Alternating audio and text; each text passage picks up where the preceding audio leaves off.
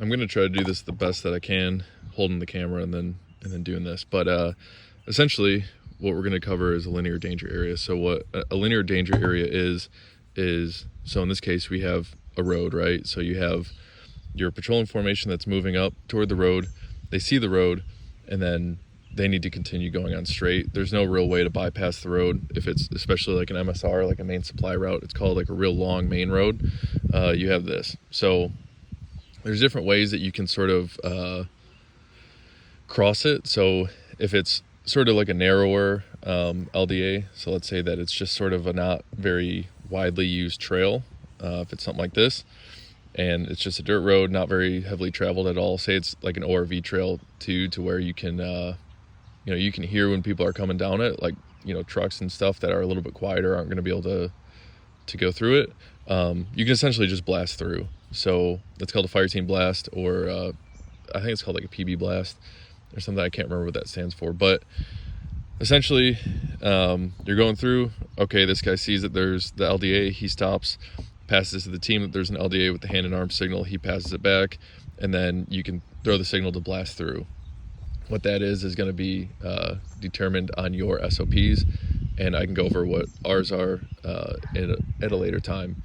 So in this case, they're going to blast through.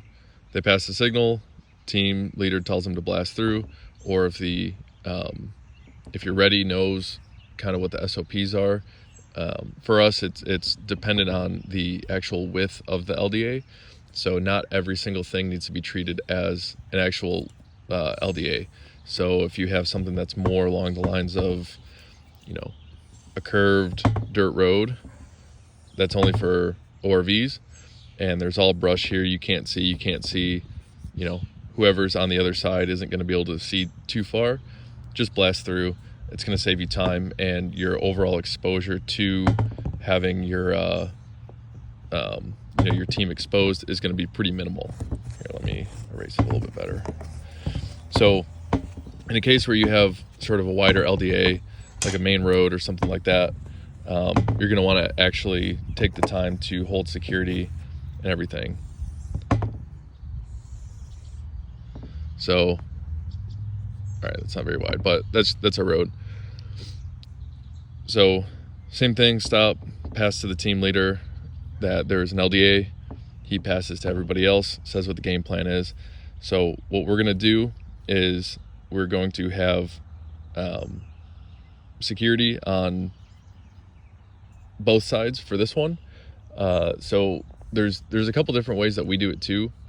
You can either hold security on both sides, or just you can hold security in both directions on both sides, or you can do it kind of on the other side. Let me gather the best way to say this.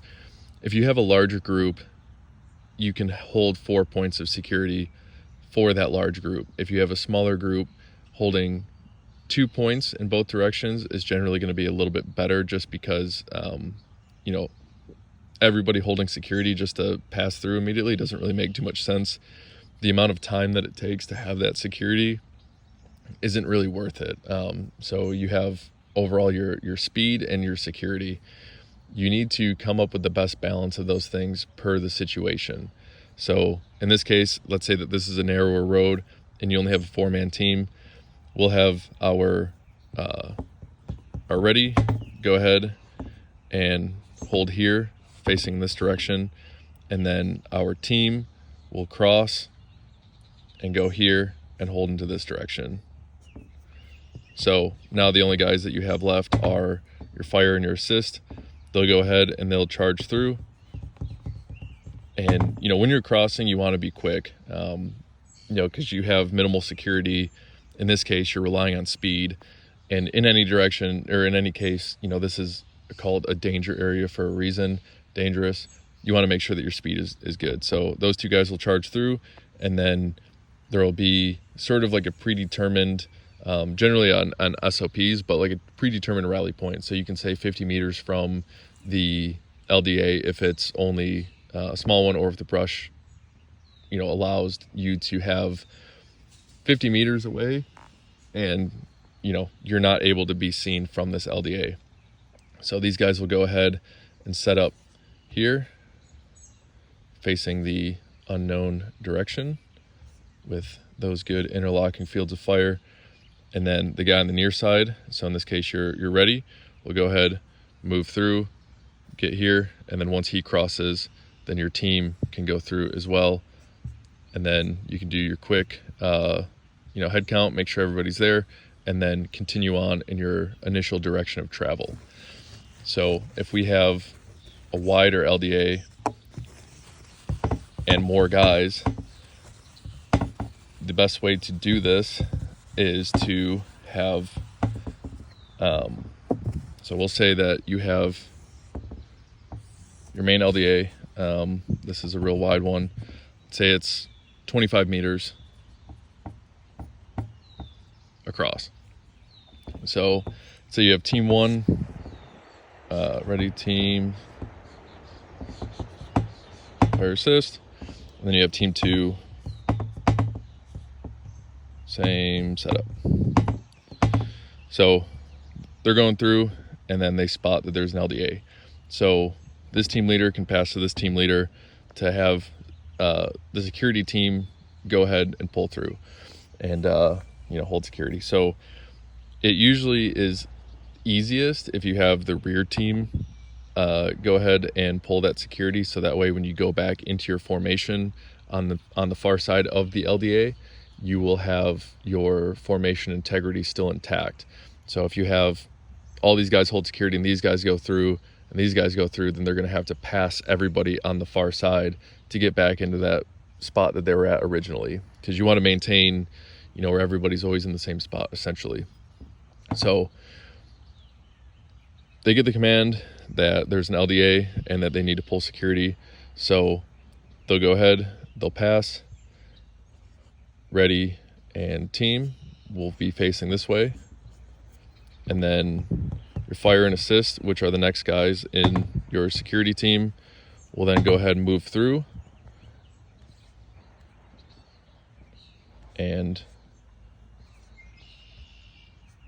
hold on the far side. So at this point you have 4 points of security on, you have guys facing both directions on the near side and guys facing both directions on the far side. At this point, your initial front team can go ahead and pass through and then go ahead and assemble in their rally point on the far side of the LDA. So if it's a real wide LDA that's real active and you're moving with a bigger team, 100 meters away from the LDA would be a little bit better of a solution generally. Obviously, situation is going to dictate. If you're just moving at night and you're trying to maintain, noise discipline, all that, and your overall visibility is a lot lower because you are moving at night, and especially if everybody has night vision to where maybe the opposing force doesn't have night vision, you guys do. You can see easier than they can. You can bring it in a little bit closer to like 50 meters. And then from here, you'll have, your guys, I didn't give myself enough space on the board, but you'd have your guys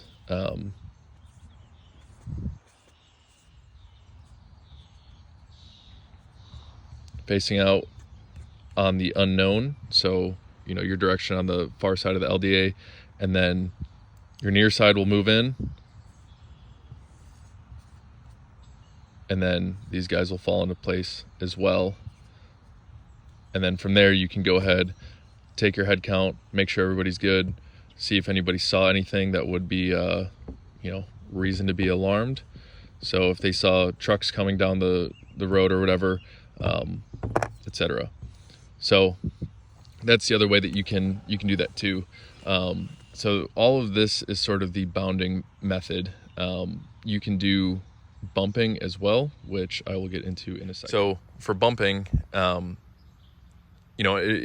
before I went over bounding to where you have your guys that are holding security and then everybody else is passing through. So the benefits of that are going to be that you have guys that are able to hold security for a long time, so they're able to establish a baseline on what's normal and what's abnormal, and then they're able to establish that baseline and hold it longer. So every single time that you have somebody come in and sit down and hold security, they have to establish the baseline of what's normal and then look for those abnormalities or that stimulus within the baseline. So that's kind of like basic combat hunter stuff.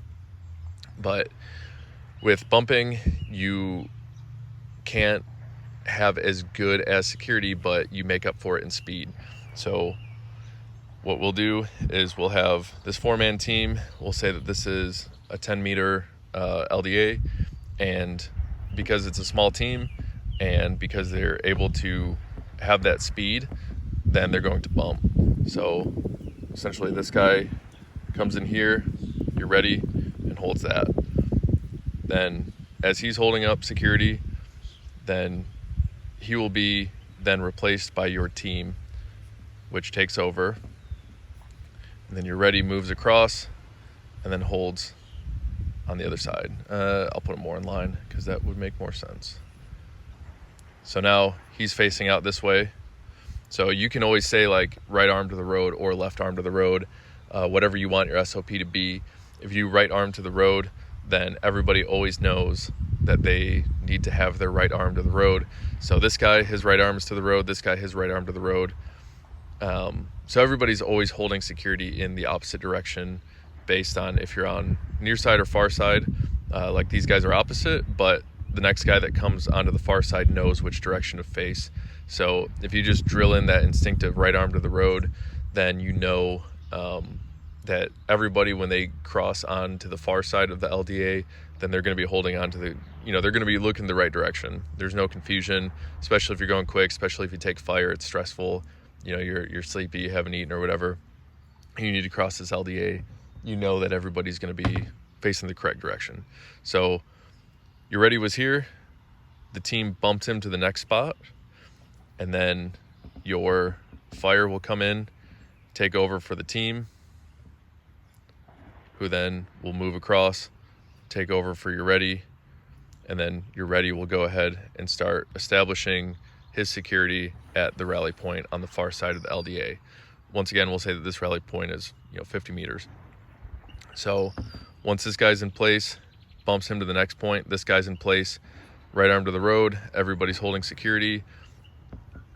Then your assist will come in, take over for your fire, who then moves across, takes over for your team, and then your team moves and then joins your ready on the far side. Now, last man is your assist. He moves across the road, takes over for the fire, who then moves in, and getting a little cramped. And then your assist can then go and then move into your rally point and then hold that security. So that's the way that you would bump to get across your LDA. So the two methods that we use for determining what the method is, I said that weird. The two methods that we use for determining the style of crossing the LDA, whether you're bumping, bounding, and you're doing 1-man security or 2-man security, is going to be on overall size of your element and your LDA size. So your size of your element is going to basically depend on if you want to have bounding, because if you have two teams, you can have one hold security a little bit easier. So you have a couple different methods on how you want to do things, and then I will go in deeper on when you'd want to use when, at least from our perspective and what we've kind of really sat down and figured out. And then I'll let you guys know that much too. That's going to be a Patreon only thing. The main reason for having the Patreon for some stuff like this is because I do believe that if you are somebody who's willing to support, not necessarily me, but anybody that's in this realm of things and thinks the same way that we do, has the same goals, all that, they're willing to spend, $5 a month, which comes out to like a couple cents a day, to be able to get this information. Just because, having stuff like this free for everybody is useful in some sense, but then the wrong people can read this, see what the tactics are, see what all that stuff is, the TTPs, SOPs, all that good stuff, and then can either use it for themselves against you, or they know what your methodology is when you go forward. So that's kind of the reason for the Patreon in general. It's not just to try to get money, but obviously that does help. But if everybody just does $5 that wants to learn this stuff, then it's no big deal to me. But it is kind of that like basic litmus test on if somebody's a friend and wants to learn this stuff to work with you and not against you. So